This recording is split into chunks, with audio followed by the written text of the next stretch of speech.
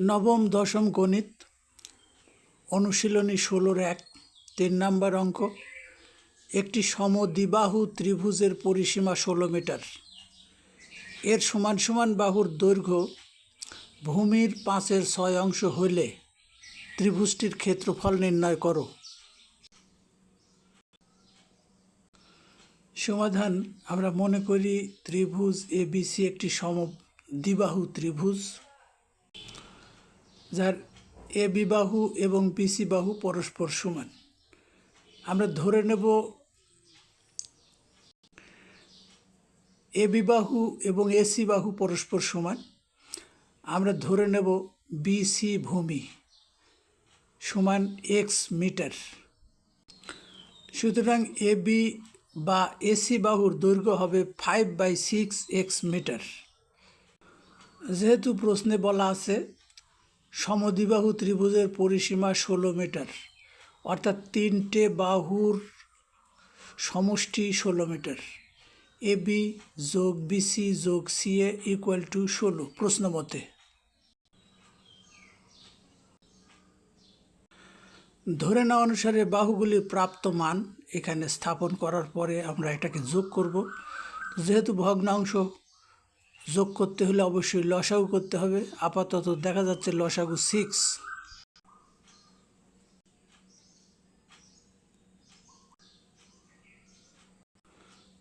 উপরে এক্সগুলির যোগফল আমরা পেলাম 16 এবং লসাগু নিচে 6, তার মানে 16x/6। আমরা শুধু এক্সের মান এখানে বাম পাশে রেখে ডান পাশে সংখ্যাটি পক্ষান্তর করে দেব। এই পর্যায়ে আমরা এক্সের মান পেলাম 6, অর্থাৎ ভূমি বিসি, বিসি সমান 6।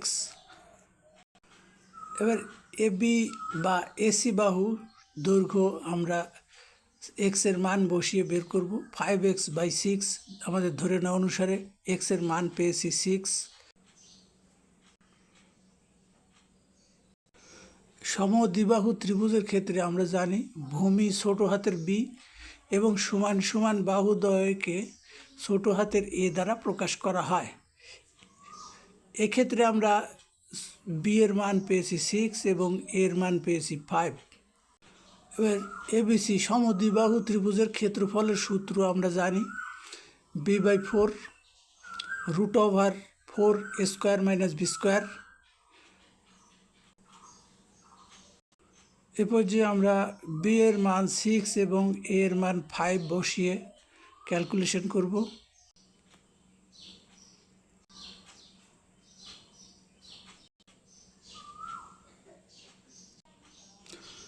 এবার 100 থেকে 36 বিয়োগ করে পেলাম 64। এটাকে রুট করার পর বা বর্গমূল করার পরে আমরা পেয়েছি 8।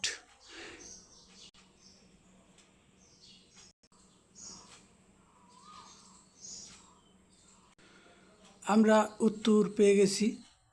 ত্রিভুজটির ক্ষেত্রফল অর্থাৎ প্রদত্ত ত্রিভুজটির ক্ষেত্রফল 12 বর্গমিটার।